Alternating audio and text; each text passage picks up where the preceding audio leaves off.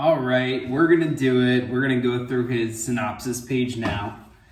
All right, let's start. Daf Chaf Dalet. Al yidei Avas Chaverim, v'istachlut be'ayin tova al kol echad, zochim lihish'ares ha-Shechina.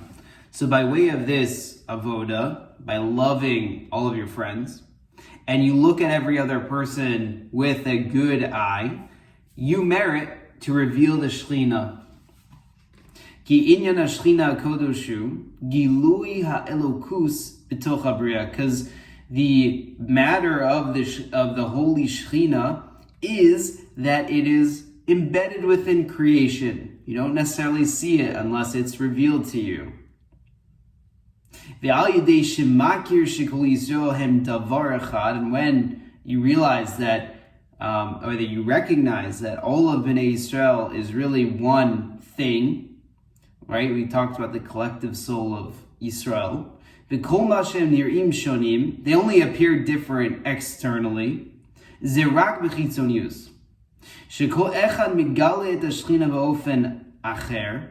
that everyone reveals Hashem's light, the Shechina, in a different way.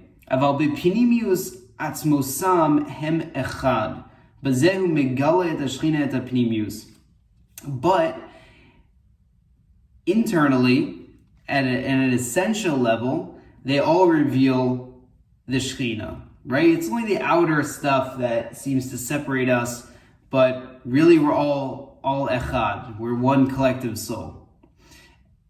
Umemela. In any case, af im adam musar et nafsho l'Hashem yisborach. If a person surrenders himself to the service of Hashem, basically he's very committed to avodas Hashem. Im hu mizalzel b'mitzvos shebein adam lechavero, ve'enu musar atzmu gam al neshamos Yisrael lo yuchal lehidapek b'shechina kodesh chas v'shalom. He says that a person can commit themselves to Hashem. They could study Torah, but he doesn't commit himself and work on loving other Jews. He doesn't reveal Hashem's Shechina. So it's an essential part. He actually says it's the essential avoda of every Jew. Zakot l'Torah be'emes. So he's actually going to talk about how a person can gain Torah knowledge as well, which is another avenue to see Hashem and everything, connect to Hashem. He says, Efshar rak keshemit kashrim l'shishim rivon Ahavas Yisrael. It is only through connecting with the 600,000 root souls of Bnei Yisrael who received the Torah at Har Sinai. We are aspects of those root souls, but again, there's a collective soul of Yisrael. There's a lot more to say on that topic. So, sorry, I don't want to throw it off too much, but he says that in order to get Torah, you have to connect to these souls. But if you move away, if you separate yourself from the idea that we are one soul and one heart, it's Hashem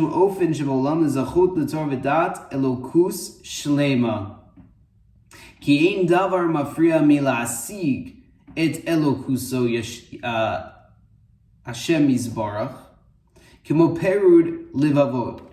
There's no matter that creates more separation from a person and Hashem or the person and their Torah learning than separate hearts, right? We are one person, one ish and one heart. Rabbi Nachman has something beautiful here. He says that his most important lesson was lesson 282 in Likutei Moran, which is the lesson of a Zamra. You may have heard of it.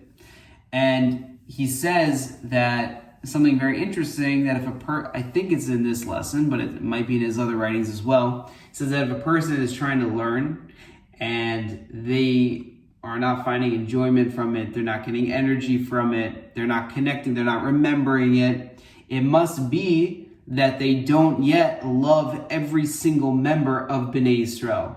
Because every person in Bnei Yisrael represents a specific letter. So if a person doesn't love another Jew, the Torah they're learning, so to speak, is incomplete. So the only way to complete the Torah, which is represented by those 600,000 letters, those 600,000 Jews, is to love every Jew and then your Torah is complete, and then you'll actually be able to be excited about learning Torah. You'll see Hashem's hand in what you're learning, right? Which Sefarim you are reaching for, what Parsha, how the Parsha relates to your life. You'll start seeing this, and this is actually how Hashem's Shechina is being revealed. But there's nothing that separates a person more than not loving his fellow Jew, when they don't have that connected heart.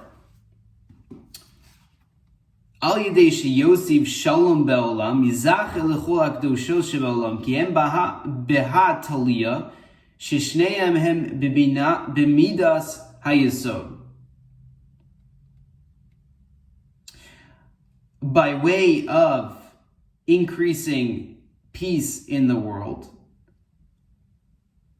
he merits to see the holiness in the world, because they are related to the aspect or the character trait of Yisod, which is foundation. I don't know how to explain it 100%, but I know that the Midah before this world, the Sephira that is directly above Malchus is Yisod, is the foundation of the world. So I think perhaps what he's saying is, and again, that is the thing that we have to work on connecting, right? So you have Hashem, you have this structure, you have structured godliness, let's say, it's flowing down through all these pipes. It gathers in Yesod, and then Yesod connects with Malchut, and that's the final rung down to here. This can get very complicated, and I'm probably not even the best person to explain this. I know I'm not the best person to explain this, but I do know that if your Yesod is messed up, then you don't have a connection between Hashem, essentially, or you have to get your energy through a different way, but it creates a blockage from where all of that energy gathers before it makes its final step down to Malchus, this world, this reality. And so I think what he's saying is loving every Jew is that foundation. And by having that foundation, you're creating the connection between Yesod and everything above that, and this world, Malchut. Now, interestingly enough, Torah is represented by those Yesod and the other 5 Sephiras above it. So Chesed, Gevura, Tiferet, Netzach, Hod, Yesod. And those are masculine energies that relate to Torah learning. Now, Malchut is a feminine energy and relates to Tefillah. So you have to make that connection between Torah and Tefillah. There's a lot more to say on this, but I would recommend learning Sipurei Maisios, which are Rabbi Nachman's stories, and in The Lost Princess, he goes into this concept more deeply. They have an English version, if you need it. Al yedei shenitzotzim mipirodim machlokes, v'nichlalim bi'ava im kol nishamos Yisrael, zochim lihinatza mikol taivos haolam hazeh. He says something crazy here. I didn't even think about this before. He says that by saving these, so by being saved from machlokes, right, not having machlokes between Jew and Jew, and you increase the love in all of the souls of Israel, a person is actually saved from the lusts of this world. That could be for eating, sex, whatever, money, right? By loving other Jews, you actually decrease these lusts. I mean, it's kind of interesting because a lust, for example, would separate a person from Hashem. But if they are focusing on unity and seeing how everyone is connected, then they're saying, I don't need to have that lust, because I get my energy from Torah, from doing holy things, from creating, from giving, right? Let's keep going. Kol hahashpaut shebaolam, all of the flow or abundance flowing down into this world, Tuluyim kifi midas ha'achdus, comes through this attribute of unity. Avorak achdus shehi im bittul la'Hashem yisbarach, be'ofen she'achadus tigale es or yichud Hashem. I don't know what he's saying here exactly, and I don't want to misexplain it. I think what he's saying is you can't, or I'm paraphrasing, you can't disconnect this idea of unity like, oh, I'm just going to love other people, but I'm not going to love Hashem. It comes together. That would still cut off the flow of abundance, right? And you can see this a lot. You can see that in the Tower of Babel, they were all unified and fighting against Hashem. It was obviously still a problem.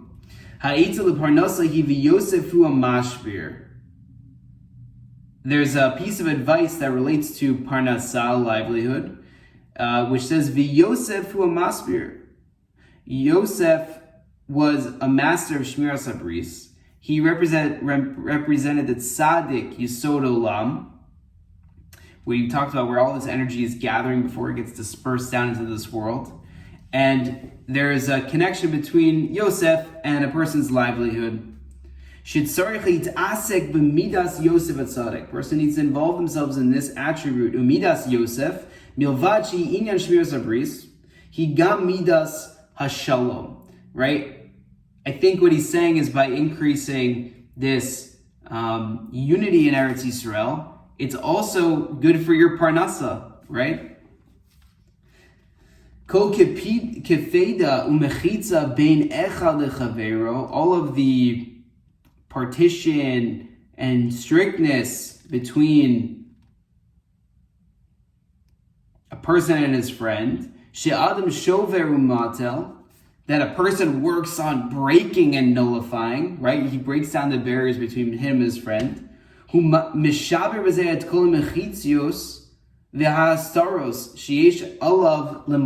He actually also breaks down all of the hiddenness between Hashem and him. Right? Hashem is everywhere, within everything, surrounding everything. But by creating this unity, he actually reveals Hashem in his life. And he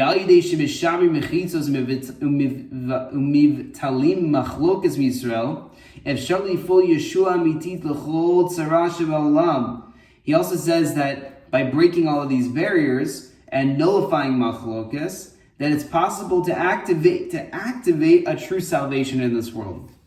We are almost done. If a person knew the gates that he would be opening, by being careful with honoring his friend and increasing unity, he would immediately be working to do teshuvah and return and focus on this attribute of working on achdus. Im kol yodi, azayim tia chasara mimeno ezo mitzvah, yachul le'ashlima, al yidei shezulato mekushar amo, asa'a, ki hem keguf echad.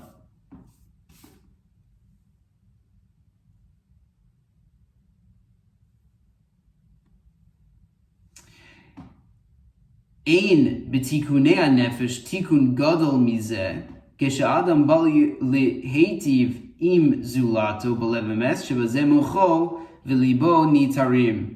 There's no greater rectification than this, right? A person needs to recognize that we are one heart, him and every single Jew.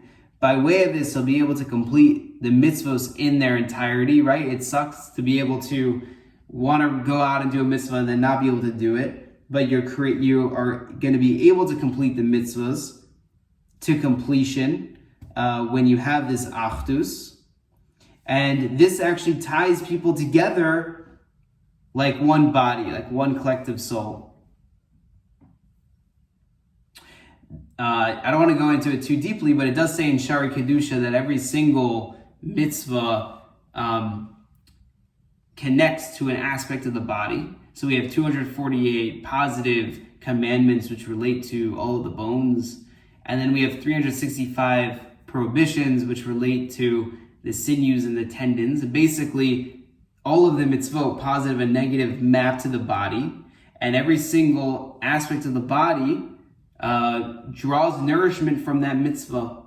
So a person will be able to complete all the mitzvahs, this is what I believe he's saying, by loving every Jew. Because you're creating the collective body of Yisrael. And that's what which will further strengthen the connection between a person and Hashem, right? Mitzvah we talk about it as a commandment. Hashem commanded me to do this, but what it really is a connection opportunity. I have an opportunity Hashem is sending me to connect with Him. And with that, we're going to finish this part of the video. And next video, God willing, we'll move on to eating with holiness. Reach out if you have any questions or comments. I look forward to hearing from you.